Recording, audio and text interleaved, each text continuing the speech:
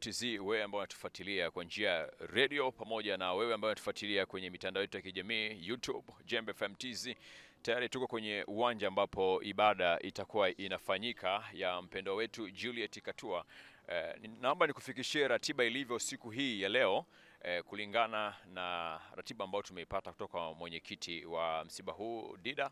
Ratiba inasema kwamba kuanzia majira ya saa 4 kutakuwa na ratiba ya shuhuda. Kuna shuhuda juu ya watu ambao waliweza kuguswa na Juliet Katua kwa namna moja ama nyingine. Kwa hiyo kuanzia saa 4 mpaka saa 5 hapa uwanjani ratiba itakuwa ikiendelea ya kutoa shuhuda.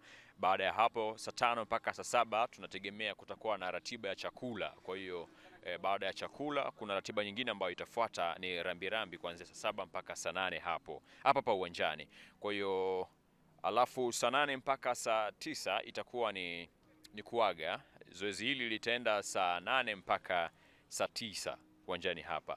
Kwa hiyo baada ya kutoka hapa uwanjani itakuwa ni mwili kutoka uwanjani hapa kuelekea kanisani. Ibada ya kanisani itakuwa ni kwenye kanisa la KKKT, ushirika wa Osana Buswelu. Kwa hiyo kuanzia saa 9, alafu baada ya hapo kuanzia majira ya saa 11 itakuwa ni kuelekea makaburini Buswelu. Kwa hiyo hii ni ratiba fupi tu kuhusiana na kile ambacho kitakuwa kinafanyika hapa siku ya leo.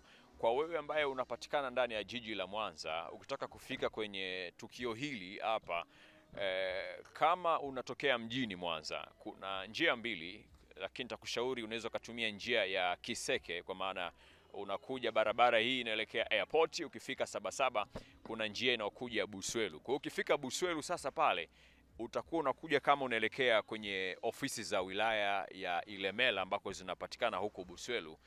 Kwa hiyo kabla hujafika kuna kituo kimoja kinaitwa Kabwalo. Pale kuna njia inakuja inakata ni ya vumbi ambayo itakuleta mpaka uwanjani. Uzuri njia hii iko moja kwa moja mpaka uwanjani. Kwa hiyo ukifika hapa basi ndo kuna ratiba hizi zinaendelea. Kwa hiyo kwa ambao tayari wako hapa, kuna ratiba chache zinaendelea hapa uwanjani kuweka mambo sawa kwa ajili ya shughuli hizi ama ratiba hizi ziweze kuendelea. Kuna ratiba chache ambayo taishafanyika kule nyumbani kwake.